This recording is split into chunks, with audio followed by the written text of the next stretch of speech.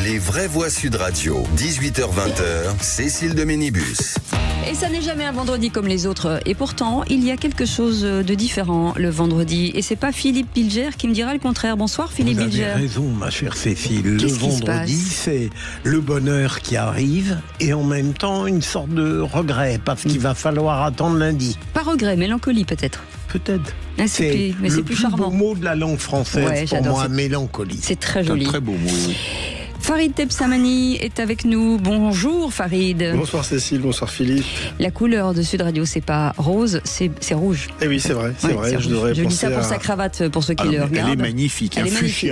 Il vous donne ça lui va bien. Un teint magnifique. Je vous le dis. Voilà, porte-parole de Banlieue Plus, c'est Philippe David, bien entendu, mon co-animateur. Comment ça va, Philippe? Ça va très bien, Cécile, et vous? Vous êtes Fred Dewar aujourd'hui? Oui, rugby. Décontracté. Rugby, il y a un événement rugby en plus ce week-end avec Sud Radio, le trophée des restaurateurs. Pourquoi vous faites ça avec vos mains comme si vous aviez de la poitrine? Quand j'allais prendre le ballon pour aller aplatir. Allez, on est ravis de vous retrouver avec Zach qui est là au 0826 300 300, notre super Maxime, bien entendu, à la tête de cette émission. Le grand débat du jour à quelques jours du 10 septembre. Bruno Retailleau a donc fait des consignes au préfet, la pleine mobilisation des moyens pour protéger les infrastructures essentielles. Et à cette question, 10 septembre, Retailleau a-t-il raison de vouloir empêcher toute tentative de blocage des services essentiels? Eh bien, vous dites non à 66%, la majorité des 2/3, oui. D'accord. Et moi, je pense que tout va être fait pour bordéliser la France et que donc Retailleau a raison. D'accord, très bien, vous l'avez dit. Et puis la question du jour, dans ce chaos politique, Olivier Faure tente de se frayer un chemin pour Matignon. Le patron PS se dit prêt à succéder à François Bayrou.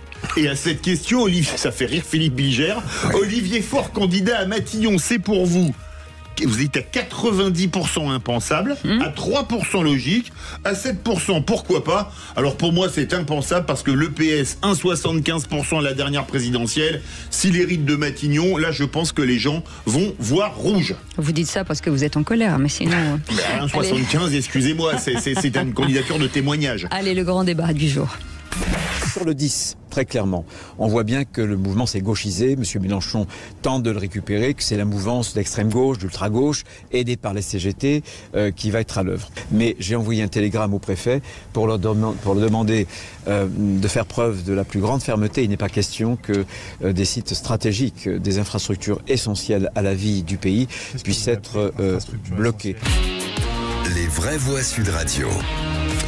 Philippe Bilger, moi je ne comprends pas. J'écoute le compte Twitter avec ce que disent les Français en disant 66% sont contre ce que propose Retailleau, mais une fois que tout aura été cassé, ils viendront chercher des noises à Retailleau. Je comprends pas. Sûrement, ma chère Cécile, il faut accepter le fait que le citoyen français est parfois complexe.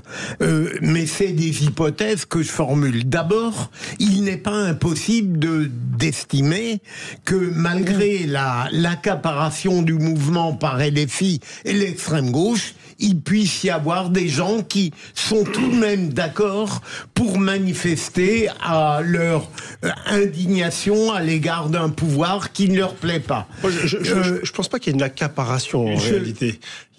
Farid, je peux terminer juste. Non, mais si vous respectez les nouvelles règles, ça devient dramatique. Non, mais je termine. Deuxième élément, il est évident que la manière dont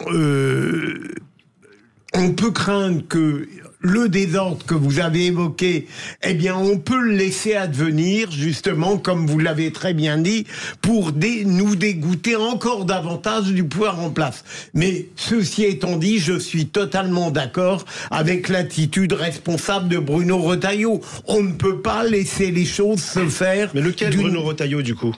Le ministre ou le président de parti? Mais il n'y en a qu'un, à mon avis. Pour moi, la vraie difficulté, c'est que lorsqu'il s'exprime à juste titre en tant que ministre de l'Intérieur, et il est dans son rôle, d'une certaine manière, de dire qu'il faut protéger les éléments stratégiques, la difficulté, c'est qu'il a une double casquette, qu'on le veuille ou non, et là-dessus, en réalité, c'est pour ça qu'il est désavoué d'une certaine manière par les Français, parce qu'encore une fois, c'est mépris, c'est surtout cette indifférence face à l'urgence des Français. Le mouvement, moi je suis pas d'accord, lorsqu'on dit que c'est un mouvement d'extrême gauche, il est pas né à l'extrême gauche, ce mouvement, souvenez-vous, Lorsque certains ont initié ce mouvement-là, en réalité, on l'a tout de suite dit, c'est un mouvement d'extrême droite, on ne sait pas, les syndicats ne voulaient même pas s'y associer. Il est évident que l'extrême gauche va vouloir soutenir. Mais pour moi, ce sont d'abord des Français qui ne sont pas forcément partisans d'un parti ou d'un autre. Alors moi, il y a quand même un problème qui se pose. Je suis d'accord avec un point, c'est que le mouvement qui va avoir lieu mercredi est aux antipodes du mouvement originel. C'est-à-dire Nicolas qui paie, les Français qui en ont marre de bosser, de voir leur pouvoir d'achat qui baisse, de voir que à l'époque ils prenaient 3 semaines de vacances, mais là ils peuvent plus en payer que 2, alors qu'ils sont 2 à travailler. Et aujourd'hui, c'est tout l'antithèse de ça. On les qualifiait, et Farid avait raison justement, ils étaient qualifiés d'extrême droite à l'époque parce que ils parlaient de ceux qui travaillaient, etc. Attendez, je termine. Oui. Mais la vraie question, c'est que je pense que par rapport à vous, excusez-moi, très court.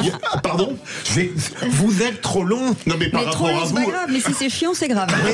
Et donc, je termine mon histoire. Le scandale, c'est Retailleau a raison. Imaginez, comme ils veulent bordéliser, ils le disent, qu'on bloque les raffineries, qu'on bloque les dépôts de carburant, qu'on bloque un peu tout. Est-ce qu'on peut supporter d'avoir un pays paralysé ? Mais absolument pas. Vous avez le droit de manifester. On l'a déjà vécu, ça a été compliqué. Oui, mais puis vu l'état de la France aujourd'hui, parce qu'il y aura peut-être plus de gouvernement depuis 2 jours quand ça va avoir lieu, ça va être pire que tout. Donc évidemment, désolé, Philippe, je suis désolé. Il faut arrêter de faire peur aux gens en disant il y aura plus de gouvernement. Le gouvernement va tomber le 8, mais ils géreront les affaires courantes, et moi ça me dérange pas. Dans le passé, on a eu des raffineries bloquées par les routiers, par exemple, et à juste titre. À un moment donné, il faut comprendre ce qui se passe dans ce pays. Et moi, je suis catastrophé. Souvenez-vous des Gilets jaunes. Oui. Comment le pouvoir traitait les Gilets jaunes avant la première réunion du samedi ? Mais est-ce que ça veut dire que vous les soutenez dans ce que vous dites ? Moi, je soutiens les gens qui souffrent. Oui, mais très clairement. Okay. Et parmi les gens qui, aujourd'hui, vont sortir dans le 10, il y a une majorité de gens qui souffrent et qui ne sont pas là uniquement pour bordéliser. D'ailleurs, pourquoi ça n'est pas politisé ? C'est parce que ça représente les Français dans leur immense majorité. Et ce qu'il faut voir, c'est bien sûr les gens qui vont agir, mais surtout le soutien de la population vis-à-vis de ce mouvement-là. Et là, à mon avis, lorsqu'on va avoir les premiers sondages, les Bruno Retailleau et d'autres, peut-être changeront de discours. Farid, vous nous revenez déchaînés après les vacances, mais d'où tirez-vous cette étrange indulgence pour un mouvement totalement pervers dont la vocation est de tout bloquer ? Et deuxième élément, si vous le permettez, je regarde le verre. Non, allez-y. Eh bien, votre argument contre Bruno Retailleau n'est pas pertinent. Je vais vous dire, parce que précisément, s'il restait au gouvernement, c'est pour que le ministre mette en œuvre ce que le président des Républicains ne cesse de dire. D'ailleurs, c'est le grand désaccord qu'il a avec Laurent Wauquiez. Dans ces cas-là, pourquoi est né ce mouvement du 10 septembre, pardon ? Mais nous avons notre animateur qui a été certes un peu long, mais qui a été illuminé. C'est le fait qu'il a été au départ Nicolas, et qu'ensuite il a été complètement récupéré par l'extrême gauche. À chaque fois que les gouvernements, les pouvoirs en général mépriseront la société en faisant fi de ne pas comprendre ce qui se passe dans ce pays-là, vous aurez de ce type de réaction et de récupération éventuellement. Eh bien, on va demander aux auditeurs, puisque ça sonne déjà au 0826 300 300. Vous restez avec nous, on fait une petite pause et on revient dans un instant. Si, comme Yves et Gabin qui sont en ligne pour l'instant, vous voulez commenter ce que disent nos vraies voix du jour, vous êtes les bienvenus. On est ensemble jusqu'à 19h30. Sud Radio. Parlons vrai. Parlons vrai. Sud Radio. Parlons vrai. Sud Radio. Parlons vrai. Les vraies voix Sud Radio. 18h-20h, Cécile de Ménibus. Et on revient dans les vraies voix avec Philippe David. Ça va, mon Philippe ? Ça va très bien. C'est viril mais correct, comme on dit au rugby. Farid Temsamani est avec nous et Philippe Bilger, bien entendu. Et on revient sur cette, ce que dit Bruno Retailleau, en tout cas à l'endroit des préfets, de tout mettre en œuvre pour contrôler les manifestations de mercredi prochain, le 10 septembre. Bloquons tout. Et au 0826 300 300, on a 2 écoles. On a Gabin. Bonsoir Gabin, qui nous appelle d'Albi. Bonsoir. Merci d'être en direct avec nous. Bonsoir à tous, merci de me recevoir. On vous écoute. Moi, on m'a posé la question de savoir si j'étais d'accord avec l'idée avec Bruno Retailleau sur le fait qu'il ne faut pas bloquer ce qui est à peu près essentiel. Et effectivement, moi je suis d'accord, parce que je comprends qu'il y a un ras-le-bol, mais à un moment donné, si quelque chose est considéré comme étant essentiel, c'est que il y a un gros intérêt, puis il faut pas que ça nuise en fait aux autres citoyens, parce que là, en fait, tout ce que ça va faire, s'ils bloquent des trucs comme ça, c'est que ça va nuire à des gens comme vous et moi qui allons au travail tous les jours et qui avons besoin aussi de ces services-là. Oui. Ou même la santé. Hein. C'est ce que je disais hors antenne, c'est toujours très compliqué. Yves est avec nous de Toulouse. Bonsoir Yves. Bonsoir. Oui, bonsoir toute l'équipe. Bienvenue Yves. Alors vous êtes pour et contre cette méthode Retailleau? Non, je suis ni pour ni contre, comme dirait l'autre. Bien au contraire, je vais expliquer mon point de vue. Monsieur Retailleau ne représente rien, il ne sera sûrement même plus ministre de l'Intérieur. Donc, il n'a à faire que son métier, c'est-à-dire son métier, et non pas de faire des rodomontades. Vous voyez? Et si, mettons, il y a ce jour-là, s'il y a des grèves, s'il y a des manifestations, la loi le permet. Nous sommes dans un pays démocratique. Et je suis déçu de l'avis de Madame Cécile qui a dit « Oh là là, comment ça se fait que les gens soient d'accord, que les gens aillent manifester ?» Heureusement qu'en France, on peut encore manifester. J'ai manifesté, j'ose dire, sûrement des centaines de fois dans ma vie. Et si les gens manifestaient un peu plus, on n'en serait pas là. Ah non, mais moi je disais pas ça, Yves. Je dis pas qu'il faut pas manifester. C'est pas du tout ce que j'ai dit. J'ai dit que j'étais surprise par le score, ce qui n'est pas le cas d'habitude. Et moi je trouve bien que la seule chose, c'est ce qu'il y a en marge qui est toujours compliqué en fait. C'est ça que je voulais dire. Yves, vous m'avez entendu ou pas?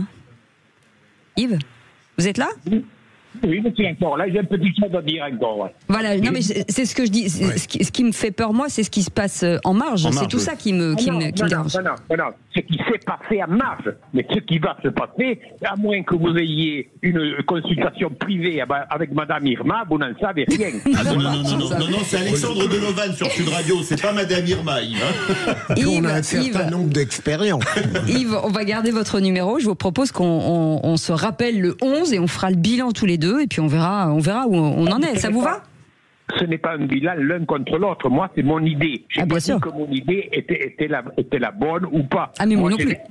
J'ai une expérience depuis très longtemps et heureusement, j'espère que les gens iront manifester. Mais moi aussi.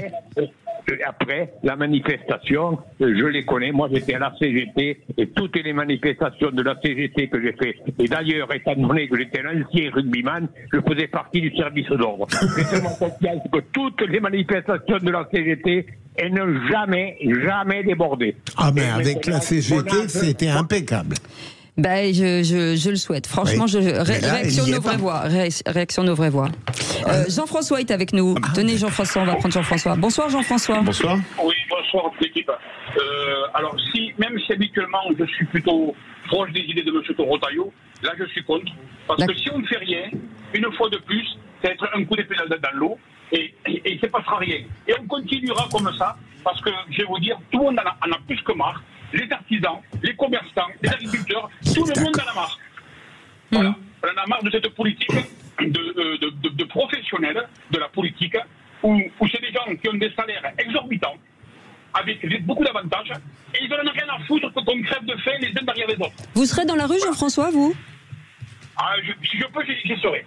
D'accord. Si je peux, j'y serai, mais je pense que moi, je suis contre tout ce qui est le syndicalisme d'extrême gauche et compagnie. Mais le problème, il faut que les politiques comprennent qu'il y en a un ras-le-bol. Que ça suffit. On peut plus continuer comme ça. Absolument. Restez avec nous, Jean-François. Là où il a complètement raison, c'est que en réalité, il faut toujours des soupapes pour que les Français s'expriment. Or, ils se sont exprimés à travers des élections législatives, on ne les a pas entendus. La réalité, c'est qu'on a un pouvoir, un exécutif qui n'a pas pris en considération le vote des Français.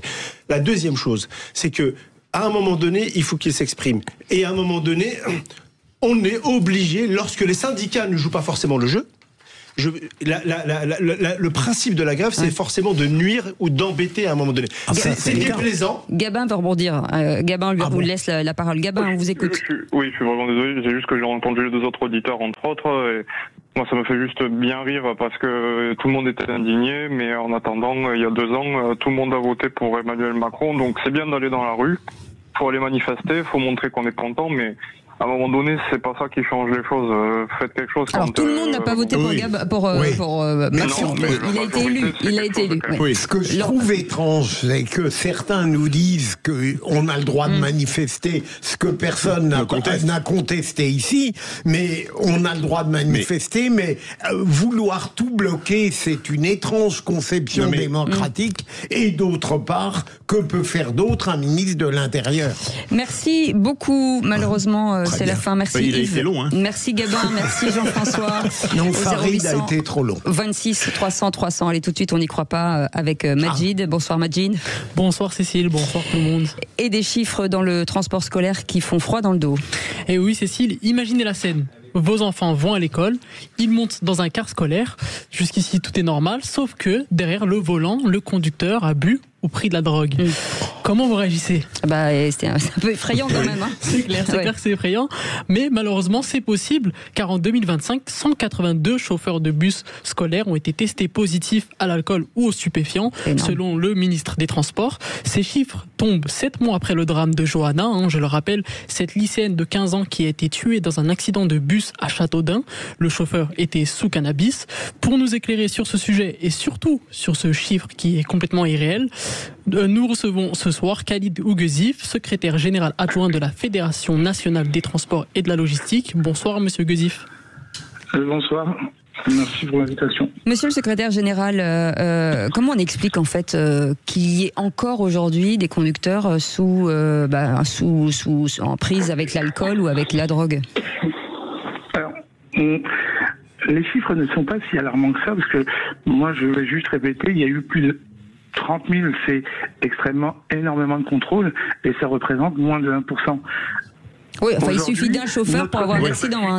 Oui, il suffit peut-être d'un chauffeur pour qu'il y ait un accident, mais les secteurs d'activité sont à l'image de ce qu'est la société aujourd'hui, et notre société comprend quand même plus que 1% de personnes qui consomment de l'alcool tous les jours, et des personnes qui prennent des stupéfiants tous les jours. Il ne faut pas oublier que dans cette profession, c'est quand même c'est plus d'une centaine de milliers de salariés et de conducteurs, et que ça représente pas grand-chose. On est à l'image, il y a des dérives dans chaque secteur d'activité, il y a des dérives dans chaque pays, et malheureusement, on peut essayer de lutter contre, mettre des choses, mais on l'empêchera jamais. Il ne faut pas non plus oublier, je finis, il ne faut pas non plus oublier que il y a un gros effort qui a été fait, c'est important. Il y a plus de 80 000 salariés qui ne font aucune infraction, qui viennent et qui prennent leur véhicule et qui sont là, qui sont de vrais professionnels, qui sont là pour garantir la sécurité des personnes transportées. Mais est-ce qu'il ne faudrait pas mettre pour les véhicules de transport scolaire, et même les bus qui roulent dans les villes, et qui ne transportent pas des gamins, le contrôle, le démarreur qui fonctionne avec test d'alcoolémie et de stupéfiants, mais le rendre obligatoire? Alors, tous les véhicules aujourd'hui sont équipés d'un éthylotest. Oui, éthylo, mais pas véhicules autocars. Alors dans les bus, vous vous trompez, parce que dans les bus, il n'y a aucune obligation et les bus ne sont pas équipés. Par contre, les autocars qui transportent du scolaire ou autre sont tous équipés d'éthylotest, c'est une obligation. Et chaque conducteur doit bien sûr se servir de l'éthylotest. Oui, mais il n'y a pas que l'éthylotest, il y a aussi la drogue. Mais la drogue, ça n'existe pas. Aujourd'hui, un tel Comment ça n'existe pas pour démarrer n'existe pas. Ça n'existe pas. Techniquement, on doit pouvoir le mettre au point. Maintenant, il y a des tests qui sont faits aléatoirement dans les entreprises qui permettent aussi de vérifier que tous les conducteurs sont aptes à conduire. Oui. La grande majorité. Je vous dis, aujourd'hui, on parle d'une infime partie. Oui, mais on en fait débat parce que c'est vrai. Malheureusement, c'est l'État français. Et j'en profite pour saluer le professionnalisme des autres, et c'est important de le dire. Merci beaucoup, Khalid Ouguezif, d'avoir accepté notre invitation, secrétaire général adjoint de la Fédération nationale des transports et de la logistique. Merci beaucoup, Majid. Merci à vous. Vous restez avec nous dans un instant, le tour de table de l'actu de Nos Vraies Voix. Philippe David, je vais y arriver. Moi, je vais parler de précocité. Philippe Bilger. Et moi, je vais parler de Pierre Ménès. Farid Temsamani, décidément. De mépris. Ah oui, c'est parce que je me suis trompée de prénom qui dit ça. Allez, bienvenue dans les comme ça, ma chère Cécile. À tout de suite. Sud Radio. Sud Radio. Parlons vrai. Parlons vrai. Sud Radio. Parlons. Les vraies voix Sud Radio. 18h-20h, Cécile de Ménibus. Et bienvenue dans Les Vraies Voix. Vous les meilleurs chroniqueurs du vendredi, vous les avez, hein. C'est ça, notre co-animation avec Philippe David. Oui. Qui, normalement, un vendredi devrait être en smoking. Mais bon, aujourd'hui, je ne sais pas ce qu'il J'ai mis le rugby wear. Ouais, parce qu'il y a un événement rugby ce week-end au stade de Massy, dimanche, avec Sud Radio, le trophée des restaurateurs. Ça veut dire que vous allez garder votre sweatshirt pendant 2-3 jours. Non, j'ai déjà montré que j'y allais. En plus, il y a des restaurateurs, on va bien manger. On en a parlé avec Vincent Ferniaud. Ça y est, la bouffe des retours. Farid. Philippe ne jouera pas. C'est pas possible. Non, moi je coach. Si vous deviez choisir entre Sud Radio et la bouffe, ce serait quoi? Sud Radio. D'accord. Pour rester avec vous. Alors, s'il vous plaît. Allez dans ce sens, merci beaucoup. Farid El-Samani est avec nous. Philippe Bilger est avec nous, bien entendu. Allez tout de suite, le tour de table de l'actu des Vraies Voix. Bonsoir madame, bonsoir mademoiselle, bonsoir monsieur. Dans quelques instants, vous pourrez admirer nos plus belles créatures. Mais vous fumez, monsieur. C'est aussi peu plausible que lorsque vous me comparez à Rocco Siffredi. Le tour de table de l'actualité. Et avec vous, Philippe Bilger, on va revenir sur une polémique suite aux propos de Pierre Ménès. Alors, on connaît la personnalité de cet homme qui parfois est grossier, mais qui parle dru et cru d'autres fois.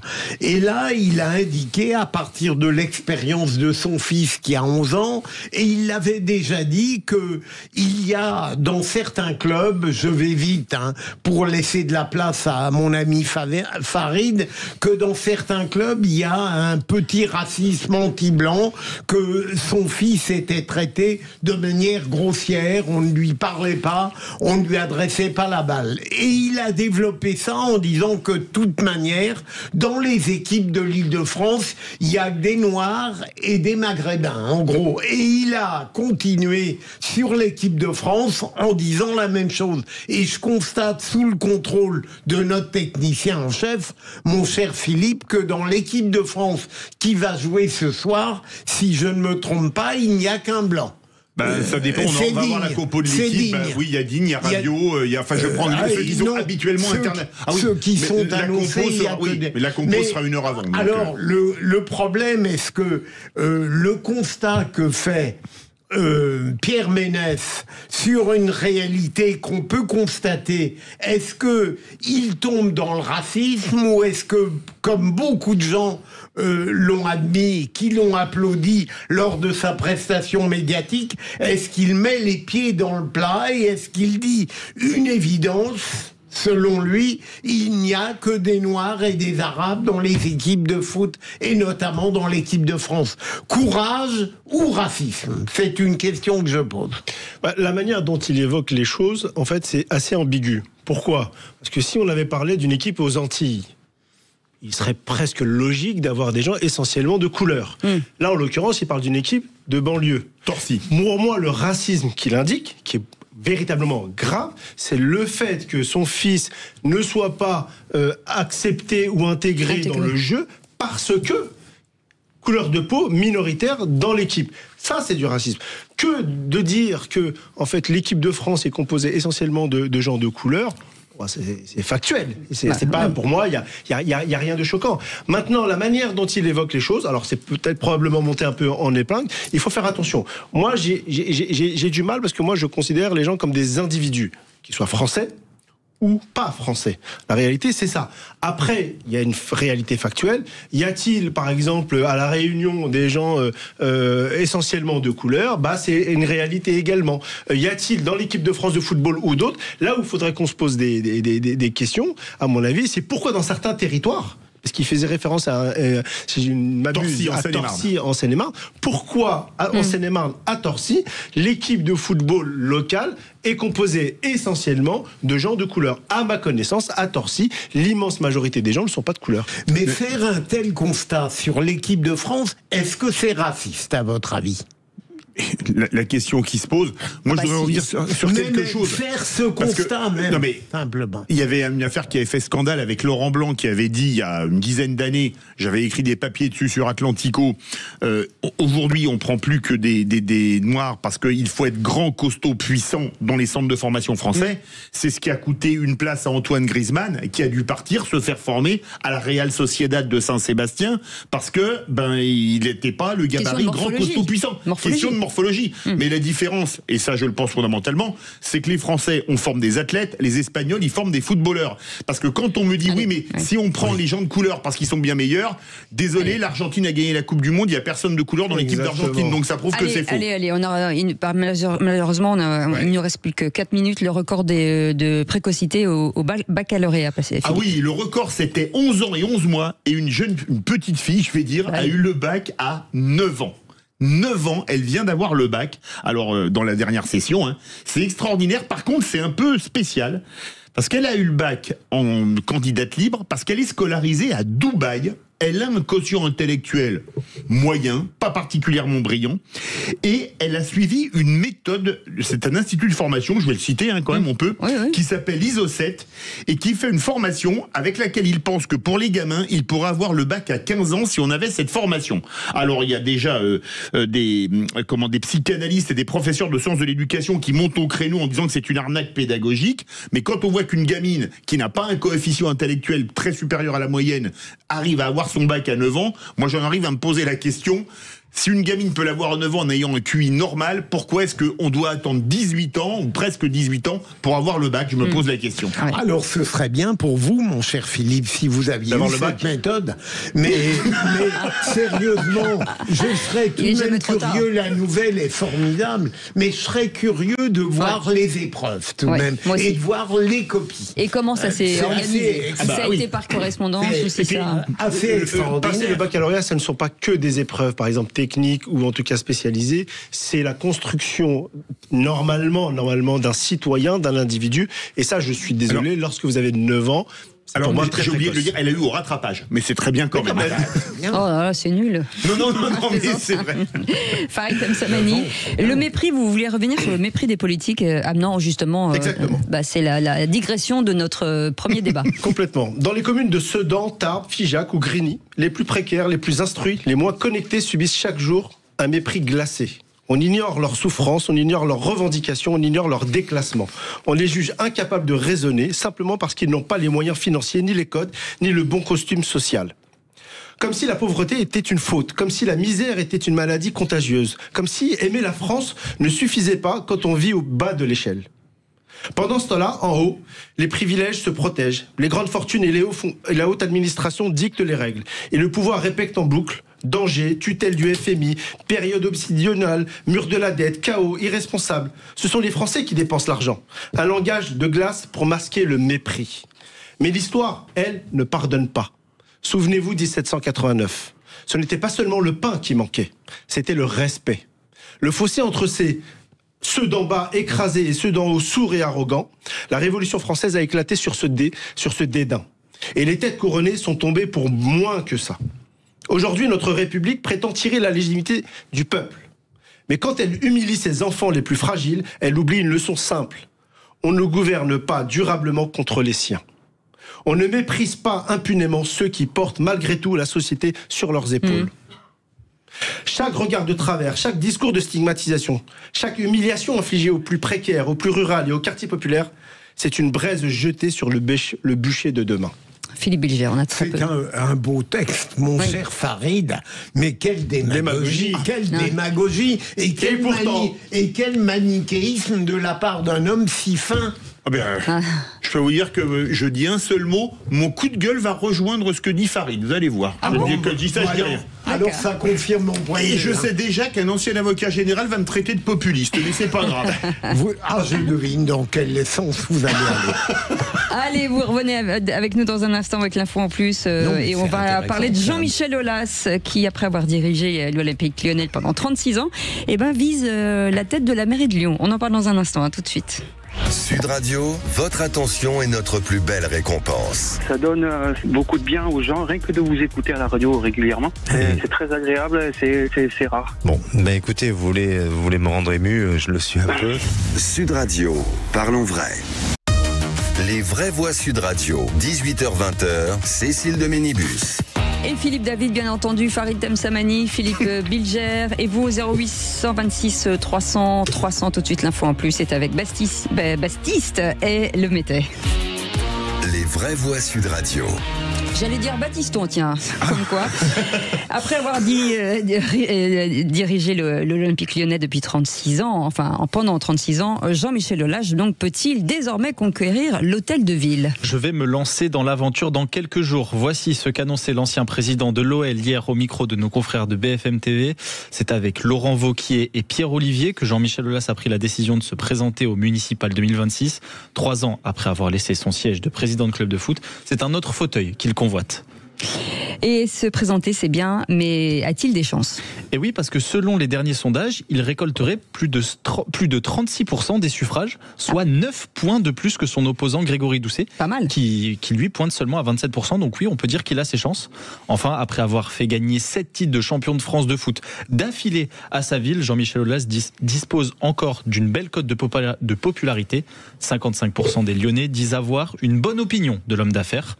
Enfin, après s'être opposé au maire sortant Europe Écologie Les Verts pendant plusieurs mois sur les réseaux sociaux, c'était un peu la rixe, c'était drôle à suivre.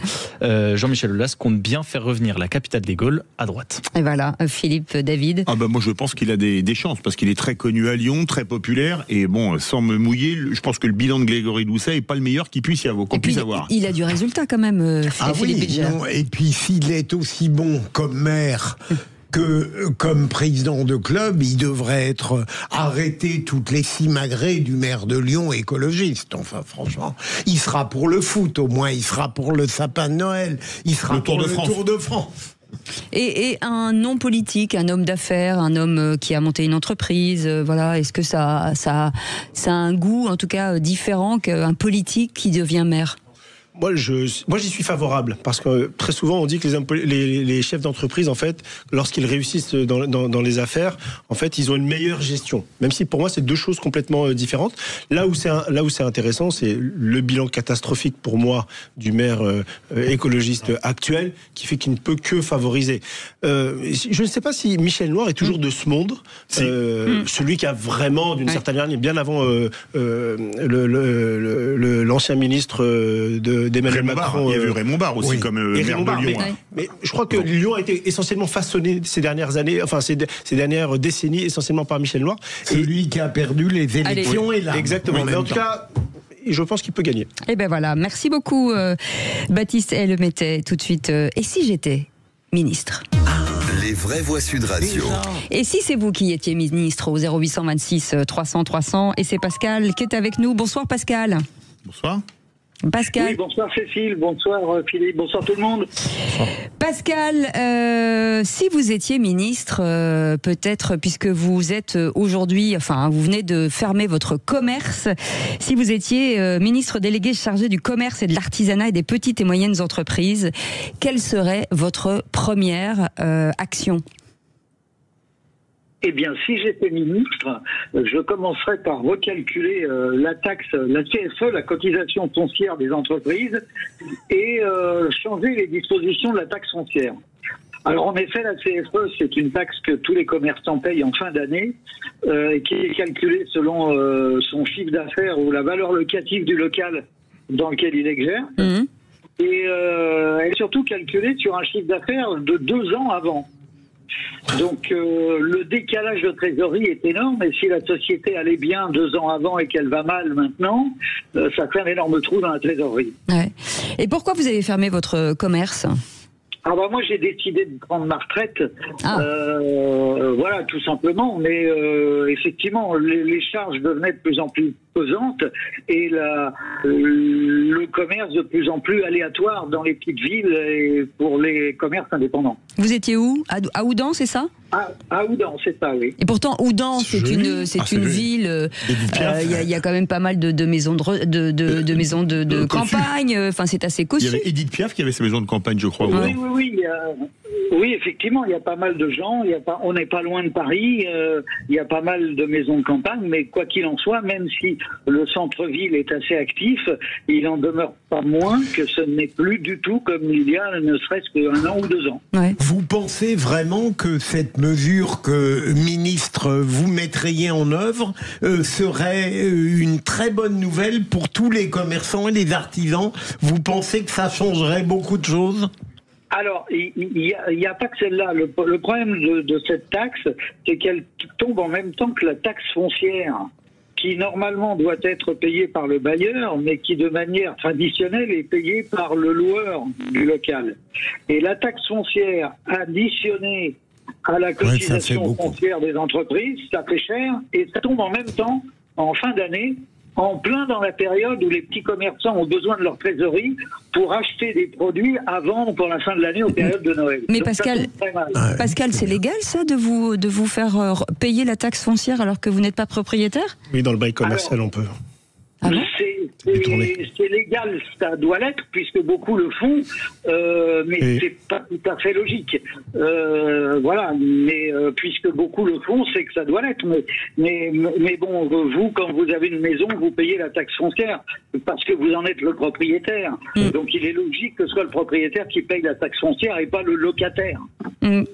En tout cas, Pascal, vous feriez un bon ministre, moi j'ai envie de dire. Voilà. Écoutez, merci beaucoup. Voilà, très bien. Merci en tout cas de nous avoir appelé, Pascal.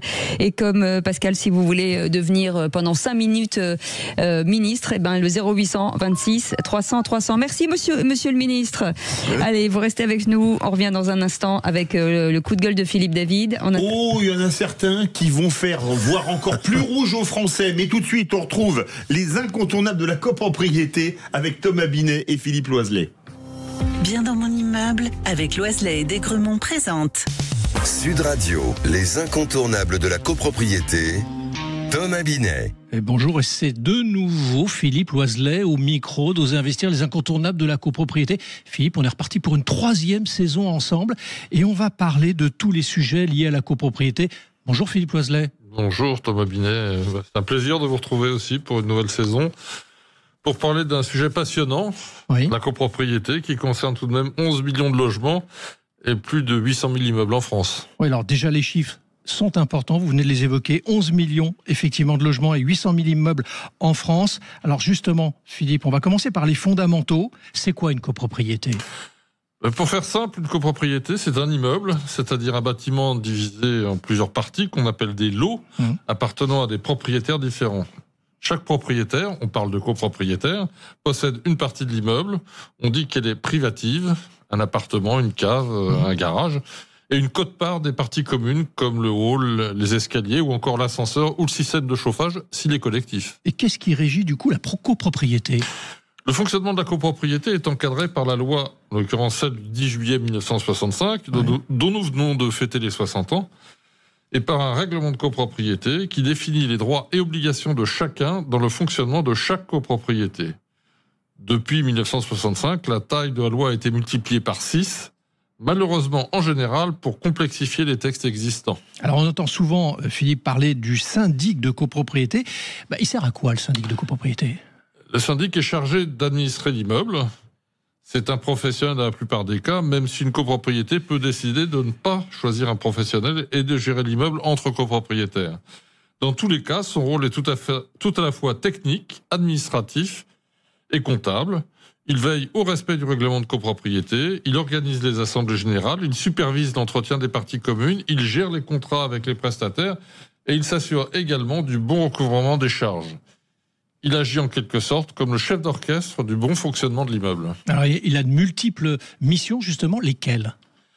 Oui, elles sont multiples. Au quotidien, il s'occupe de la gestion administrative, par exemple les assemblées générales, les relations avec le conseil syndical, les archives, de la gestion comptable, c'est le calcul des appels de charges, le règlement des fournisseurs, la préparation et la diffusion des comptes annuels, et de la gestion technique, c'est la planification et le suivi des travaux d'entretien ou de rénovation, la gestion des sinistres, le contrôle régulier de l'état des équipements communs. Et puis il assure également la relation avec les copropriétaires, il répond à leurs questions et veille à la bonne communication au sein de la copropriété. Philippe, en quoi le syndic est-il utile pour les copropriétaires ? Quand Compte tenu de la liste des tâches non exhaustives que je viens de citer, on comprend que le rôle du syndic est indispensable. Malheureusement, la plupart de ces tâches ne sont pas directement visibles par les copropriétaires, ce qui rend notre métier assez peu compris. Pourtant, le syndic est le premier interlocuteur des copropriétaires pour toutes les questions liées à l'immeuble. Il leur permet de bénéficier d'un cadre de vie stable et sécurisé, entretien des parties communes, intervention en cas de problème, fuite, panne d'ascenseur, etc., maîtrise des coûts et respect des obligations légales qui sont, il faut le dire, nombreuses et changeantes. En centralisant la gestion de l'immeuble, le gestionnaire préserve le bien vivre ensemble. Son rôle peut être comparé à celui d'un maire d'une commune, à la différence près que le syndic est en général élu pour 1 an, là où le maire est élu pour 6 ans, ce qui facilite tout de même la mise en place de programmes de moyen terme. Effectivement. Alors, mais quels sont selon vous les apports les plus concrets du métier de syndic pour la bonne vie d'un immeuble, du coup ? Je pense que le premier apport est la sérénité. Comme je l'ai dit, le syndic assure aussi bien le suivi administratif, financier que technique de l'immeuble, déchargeant ainsi les copropriétaires des aspects parfois complexes et contraignants de la vie en collectivité. Il garantit un cadre légal, sécurise les finances, anticipe les besoins d'entretien et accompagne les copropriétaires dans leurs projets, par exemple les ravalements de façade, les mises aux normes, etc. Autant de tâches très prenantes si les copropriétaires devaient s'en charger. Alors vous avez vécu certaines situations, est-ce que vous pouvez nous en démontrer une de manière à ce qu'on voit la différence dans la vie d'une copropriété par rapport à votre vécu ? Cela arrive très souvent, même si cela reste peu connu. Mais le nombre de fuites, de pannes de chauffage, d'ascenseur ou de porte de garage réglées en quelques heures, sans même que les copropriétaires s'en aperçoivent, est incalculable. Ceux qui vivent en maison individuelle savent combien il peut être difficile d'obtenir rapidement une intervention de dépannage lorsqu'ils ont un souci. Il est tout de même agréable de constater que le chauffage est tombé en panne et que le syndic s'est occupé de la diagnostiquer, de trouver le bon prestataire et de mettre un terme à l'incident. C'est ce que nos équipes font tous les jours, bien souvent sans que personne ne s'en rende compte. Un travail effectivement de l'ombre. Merci Philippe, on vous retrouve vendredi prochain 18h50 pour un autre numéro d'Oser investir, les incontournables de la copropriété. Et pour ce qui me concerne, je vous dis à dimanche matin dès 9h27 sur Sud Radio dans la matinale week-end. Sud Radio, les incontournables de la copropriété, Thomas Binet. Avec Loiselet et Desgremont, bien dans mon immeuble. Allez, vous restez avec nous dans un instant avec Farid Temsamani, Philippe Bilger et Philippe David. Le coup de gueule de Philippe David d'ailleurs. Oh là là, certains vont me traiter de populiste dans ce studio. Un certain Philippe B, on parie? On parie, d'accord. Vous voulez râler aussi 0826 300 300. Vous, oui. Ah, ça y est. Allez, allez-y, engueulez-vous. Allez, à tout de suite. Sud Radio. Sud Radio, parlons vrai. Parlons vrai. Sud Radio. Parlons vrai. Les vraies voix Sud Radio, 18h-20h, Cécile de Ménibus. Et Philippe David, bien entendu, jusqu'à 19h30 avec Farid Temsamani qui est avec nous, de cette belle association Banlieue Plus. On en parle un peu là, non? Banlieue Plus, c'est important.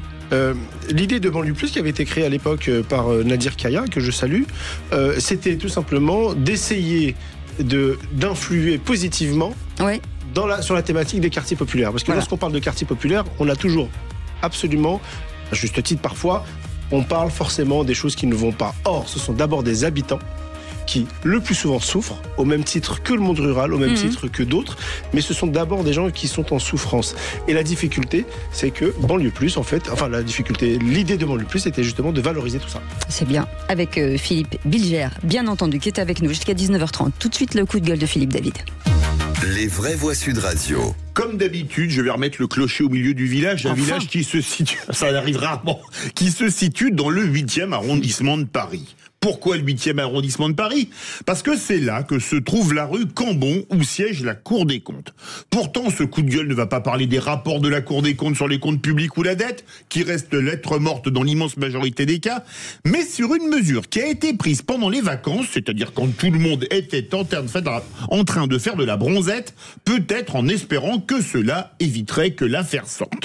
En effet, le 15 juillet dernier, le président de la République, sur rapport du Premier ministre, a accordé à Pierre Moscovici, premier président de la Cour des comptes, un recul de la limite d'âge pour présider cette institution. La limite d'âge étant de 68 ans, et Pierre Moscovici les fêtant le 16 septembre, le même jour que Cécile de Ménibus, mais pas le même âge, il pourra rester un an de plus, moyennant la modique somme de 14 500 € par mois. Mais qu'est-ce qui justifie cette mesure prise en catimini? La Cour des comptes serait en pleine refondation, il fallait un peu plus de temps à son premier président pour terminer cette refondation. Ces résultats étaient si brillants et si importants que pour la France que ce recul de la limite d'âge était une simple mesure de bon sens. Plus prosaïquement, et au risque de me faire traiter de populiste, c'est le bon vieux copinage à la française qui est à l'origine d'une telle mesure, comme la nomination à la même Cour des comptes de Najat Vallaud-Belkacem, toujours en plein été, alors que ses compétences en matière de finances publiques n'ont jamais sauté aux yeux de qui que ce soit, comme ses résultats quand elle était ministre de l'Éducation nationale. Un copinage du fait du prince, ou du roi et du prince, comme tant le chef de l'État que le Premier ministre ont signé ce recul de la limite d'âge, des méthodes loin d'une république irrapprochable, comme aimait le dire Nicolas Sarkozy, qui en termes de nomination en copinage, en connaissait déjà un rayon. En 2017, on nous avait promis le nouveau monde. 8 ans plus tard, on en est encore à se demander ce qu'il a de si différent de l'ancien. J'adore la bouille. Mais c'est une heureuse surprise. Ça n'a rigoureusement rien à voir avec le point de vue de Farid tout à l'heure. Vous, c'est très bien. Il faut lutter. Non, mais je veux dire, c'est pas du tout de la démagogie. C'est une France des privilèges. Voilà. Mais c'est ce que j'ai dénoncé également. Mais pas du tout. Pas du tout. Je veux pas être trop long. Non. Chère Vous avez mais ça n'a rien à voir. Pourquoi? Là, vous brossez. C'est pas un mépris, finalement? Non, mais c'est pas un mépris. C'est une France qui profite de relations, de privilèges et qui donne des passe-droits. Ça n'a rien à voir avec votre vision de fracture sociale un peu manichéenne. Mais Philippe Bigère, c'est du populisme de dénoncer ça ou pas? Non. Ah bah merci, vous avez changé. Mais non, qu'est-ce qui vous arrive? Mais c'est pas du populisme de dire ça. Les gens, il faut une égalité dans les domaines où elle est nécessaire. Et là, je suis... C'est pas tant l'égalité, Philippe, moi, que je recherche dessus. Parce que, objectivement, tout le monde ne peut pas être président de la Cour des comptes. Ça, je l'accepte. Mais qu'il n'y ait pas on ne peut pas changer les règles pour certains, alors que pour d'autres, en fait, lorsque vous n'avez pas payé vos impôts en temps et en heure, on vient vous taper dessus. À juste titre, alors que là, en fait, parce qu'effectivement, c'est du copinage. Il y a une tolérance.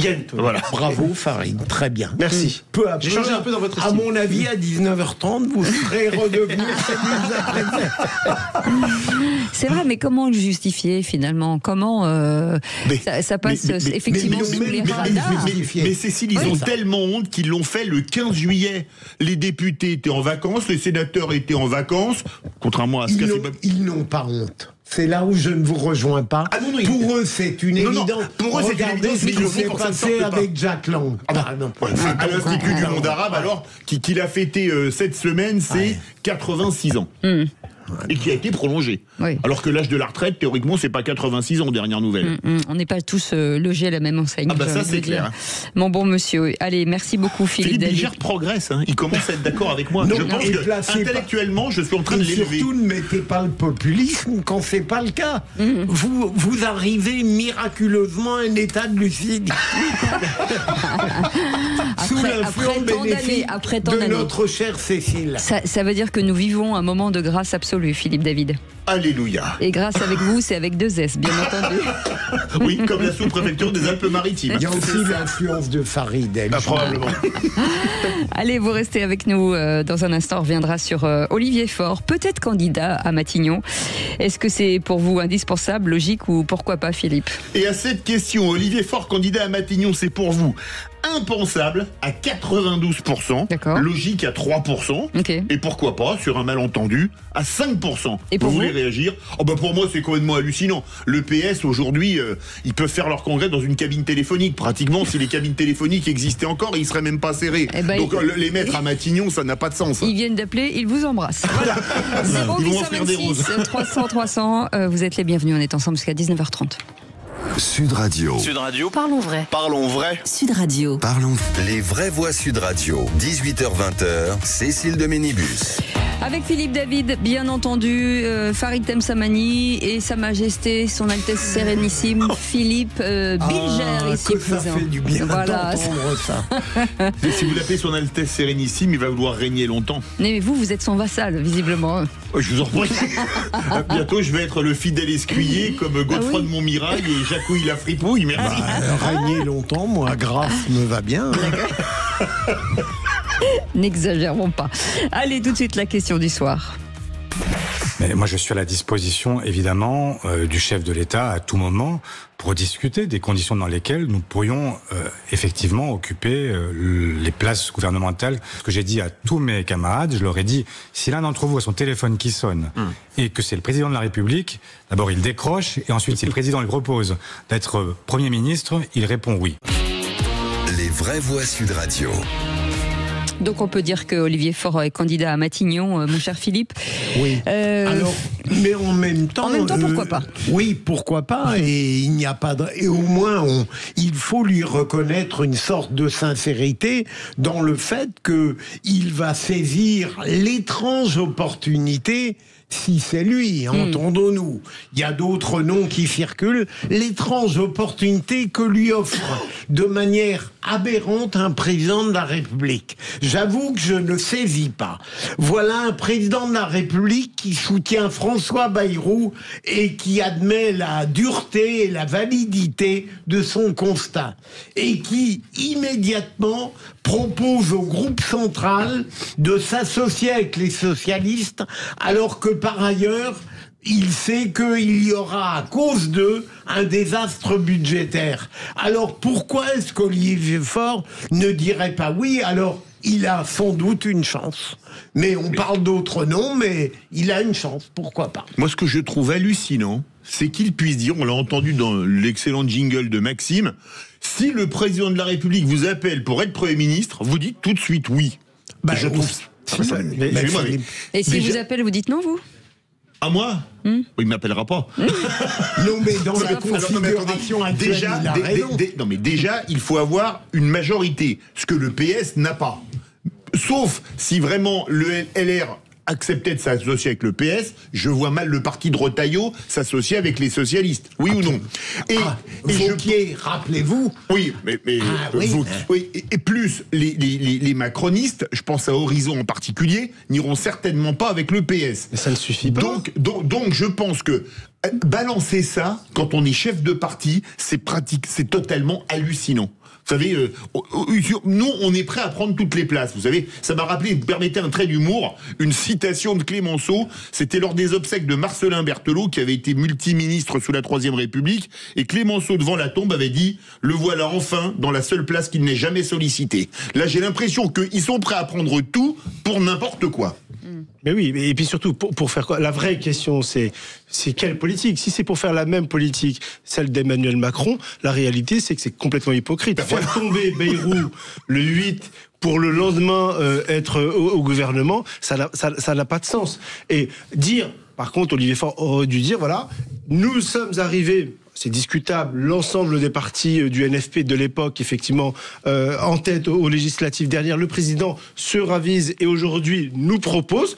Bon, c'est discutable. Mais là, tout de suite aller à la pêche, alors qu'il va faire tomber François Bayrou le 8, moi je trouve ça complètement aberrant. Mais est-ce que c'est une ambition personnelle ? C'est ça la différence peut-être ? Là où je rejoins Cécile, si j'ai bien saisi, on ne peut pas, objectivement, on ne peut pas reprocher, me semble-t-il, à Olivier Faure de répondre positivement à l'appel qui lui est fait.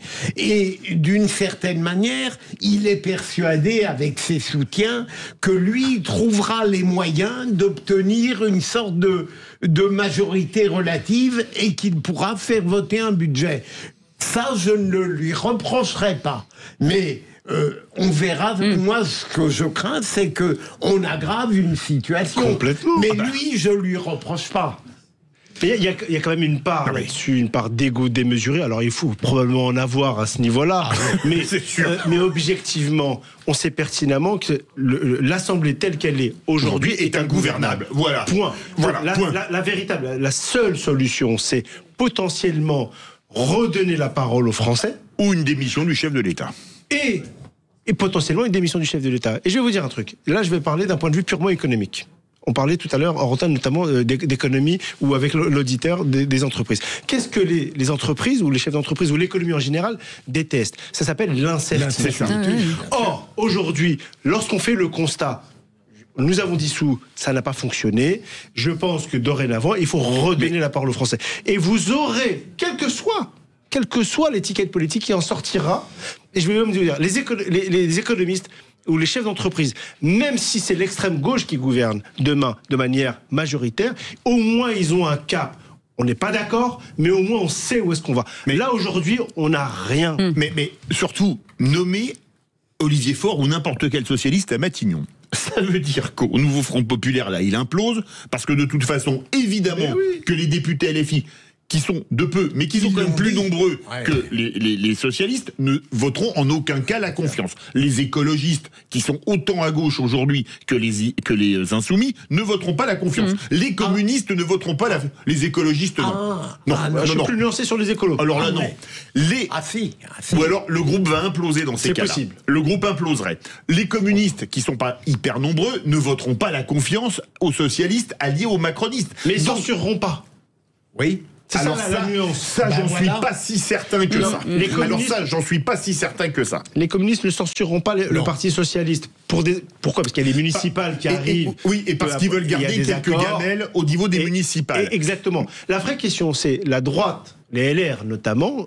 Le bloc central fera ce que Emmanuel Macron... Si LR va avec le PS, là, LR s'auto-suicide. Il n'y a pas d'autre mot. Et je n'imagine pas Retailleau, qui se fait qualifier d'extrême droite par les socialistes, aller s'allier avec eux. Mais ça n'a pas de sens. D'où la scandaleuse attitude de Wauquiez, qui pour mettre des crosses dans les jambes de Retailleau, dit mais il n'y a aucune raison de refuser. Non mais lui, il ne veut pas censurer le PS, pas le RN. Il nous laisse 50 secondes. Quel est pour vous, Philippe Bilger, le scénario idéal? Idéal, ce serait une dissolution. D'accord. Et qui derrière comme Premier ministre? On verrait le résultat, mais si la dissolution donne un résultat qui n'est pas dénaturé par une transparence genre Front républicain, il faut nommer celui qui sera là, Bardella, mais comme Philippe, Premier ministre. Si on veut avoir une véritable campagne de projet à travers une dissolution, je suis désolé. Mais c'est quoi votre scénario? On ne pourra pas échapper en même temps à la démission du président de la République. Mais c'est impossible. Il ne le fera pas. On est d'accord. Je suis d'accord. Il ne le fera pas. Mais et je suis d'accord avec Farid et avec Philippe. Il faudrait qu'il démissionne pour clarifier, mais il ne le fera pas. Et pour moi, avec des législatives, même au scrutin majoritaire, il n'y aurait pas de majorité pour qui que ce soit. Allez, merci beaucoup, messieurs. Tout de suite, l'idée qui marche. Les vraies voix Sud Radio. Et ça fonctionne plutôt très bien puisque vous connaissez peut-être l'importance du Z-Event pour l'association Ligue contre le cancer. Avec nous, Kitri Lanta, directrice de la transformation en santé de la Ligue contre le cancer. Bonsoir, merci d'avoir accepté notre invitation. Merci à vous, je suis ravie. Alors, pour expliquer ce qu'est le Z-Event qui finance des projets, donc ça se passe sur les réseaux sociaux.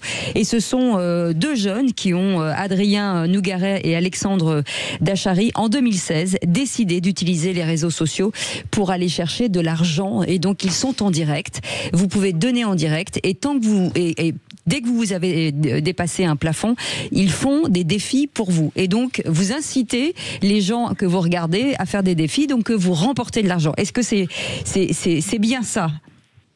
Écoutez, c'est ça, c'est une communauté absolument incroyable. Il y a 400 streamers en tout, 350 qui sont en ligne à distance et une cinquantaine ici à Montpellier. Oui. Et voilà. C'est sur Twitch, je l'ai pas dit. Oui, c'est sur Twitch, absolument. Oui, vous avez raison. Et effectivement, réussissent à vraiment mobiliser leur communauté, font des défis, jouent pour la cause, pour la Ligue. Et donc, il y a une ambiance absolument électrique. Donc, j'ai essayé de m'isoler un peu, mais on est en permanence dans des éclats de joie parce que il y a un véritable élan de générosité qui est absolument enthousiasmant. Alors l'année dernière, vous aviez recueilli, enfin en tout cas l'opération avait recueilli 10 millions d'euros, ce qui est quand même énormissime. On en est où là? Parce que ça a démarré, c'est jusqu'à dimanche soir. On en est où? Est-ce qu'on a le montant ou pas? Oui, on est déjà à plus de 600 000 euros. Donc voilà, ça monte à une vitesse, les compteurs n'arrêtent pas de bouger, on entend des paliers qui sont franchis et c'est crescendo, c'est-à-dire qu'on sent, voilà, vraiment ça monte petit à petit et on le ressent, c'est électrique, c'est électrisant. Alors au bout d'une heure, 600 000 euros, j'ai envie de vous dire, dimanche soir, c'est le jackpot, j'espère en tout cas. Pour vous, effectivement, association de la Ligue contre le cancer, ce serait forcément inespéré. Quand vos budgets, combien vous cherchez d'argent tous les ans? Combien avez-vous besoin? De combien? Alors tous les ans pour nos missions sociales, ça représente environ 100 millions d'euros qui sont ensuite dédiés à nos missions, qui sont aussi bien des missions de prévention, d'accompagnement des personnes malades, tout ce qui va être le droit des patients, défendre la démocratie en santé, et puis évidemment la recherche que nous finançons pour avoir des programmes de recherche qui servent réellement la cause des personnes malades. Et ben voilà, si vous n'avez pas de compte Twitch, c'est le moment en tout cas d'en ouvrir un, uniquement pour aller sur cette opération. Ça s'appelle Z-Event, en tout cas, et c'est à l'endroit pour récolter des fonds par le biais du streaming, et vous allez pouvoir en tout cas faire des heureux, puisque on est en tout cas très heureux de vous avoir donné la parole, directrice de la transformation en santé à la Ligue contre le cancer. Merci beaucoup Kitri Lanta, et on vous souhaite une grosse somme. Allez tous sur Twitch. Merci en tout cas d'avoir accepté notre invitation. À très bientôt. Merci beaucoup Philippe Bilger, merci beaucoup Farid Temsamani, merci Philippe David, et dans un instant... Le rugby avec Alexandre Priam. Salut Alexandre. Bonsoir Alexandre. Salut tout le monde, salut les vrais voix. Alors c'est un week-end de feu sur Sud Radio. Ce soir, la Pro D2 avec notamment Vannes Soyaux-Angoulême à 21h, mais surtout demain, de 13h à 23h, un 100% rugby pour la première journée de Top 14. Et Patrick, Philippe a déjà la bière et le sweet. Avec modération. Attention. La bière sans alcool.